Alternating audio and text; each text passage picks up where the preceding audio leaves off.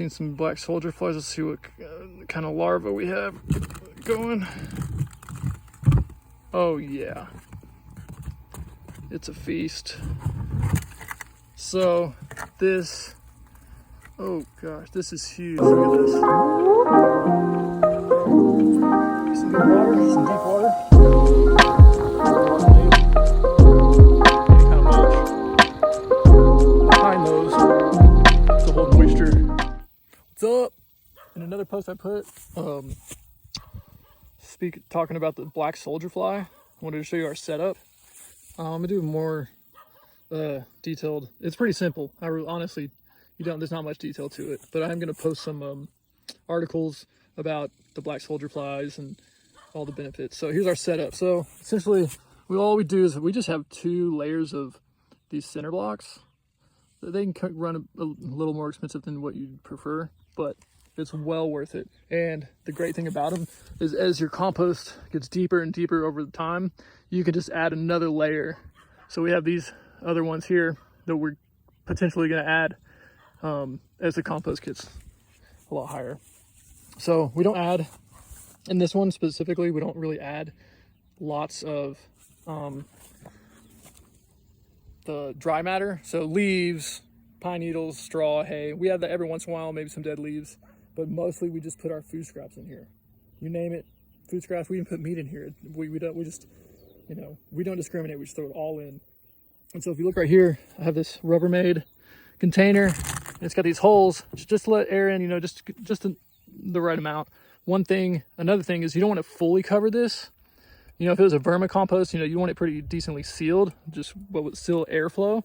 But on this, really you want it open, but you don't want to completely cover this because you want water to be able to get in here, but not necessarily flood it out. So another thing I forgot to mention is I have it in shade. So if you look here, it's a tree, it's got shade, so it doesn't dry out. And that's another reason that we set these bricks up this way instead of the other way where the holes, a lot of compost setups, people will use, chicken wire, there's airflow in those, and, those are great for that specific reason. But the black soldier fly setup, really you can, this is the setup that you kind of want. So right now we got one right there just to show y'all. Looks like they're starting to hatch. But this is pretty much the basic setup. That's what we got. This keeps it from sealing. You still get some water flow in there, and you have airflow. If this was completely sealed, I've done it in the past where they still got in there, but I would have to water it more often. So let's see what we got. You can see our food scraps on the side. Honestly, there's a lot of other insects around here. But yeah, that's just our food scraps. It's pretty basic setup. And springtime's, we've been having a lot of good rains. Here in Central Texas, springtime's really good. We got a lot of food in here. And I've seen some black soldier flies. Let's see what kind of larva we have going. Oh yeah, it's a feast. So this, oh gosh, this is huge. Look at this, check it out. Some people might be pretty grossed out, but this is gold right here. These guys will break this food down so fast. So fast. Oh my goodness. Another great thing about them is if you're a homesteader, humanure, so your human waste, you can inoculate your human waste compost. You'd have to have a similar setup, and they'll break it down so fast. One thing that I do want to mention is, so you see our house is going to be over here, and we have this pretty far away. We're talking about permaculture wise. This is 1 acre, so this would probably be zone 1's decently small. This might be zone 3. I'd say more like zone 2, but kind of between those, because you don't really want these flies near your house, because that can honestly be an issue. So yeah, put it decently far, put it in shade.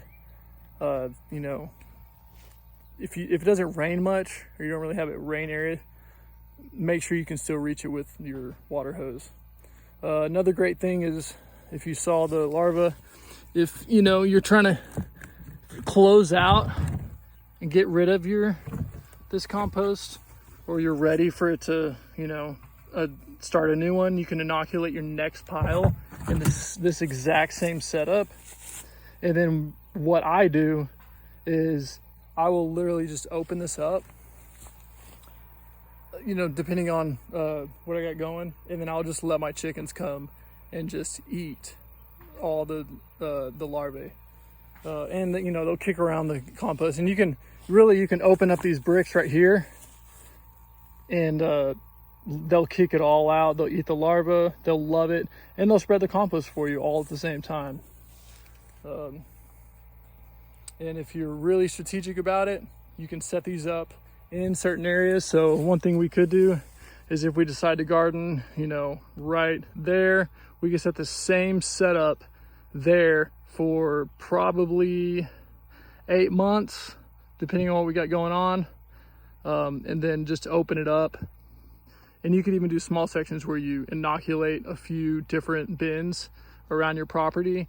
And as the black soldier fly population grows, then you just allow your chickens to go in there, break it up, eat the soldier fly larvae, get rid of those insects around your house, and then you got some great compost in your garden area. If you have any questions, leave them in the comments, and I hope this helps out. I'm going to add some articles later on, and I'm probably, once we move in to the home site, I'll do some more experimenting with these guys. Another thing, make sure these black soldier flies do not get in your vermicomposting bin. They'll wreck it. Okay, have a good one.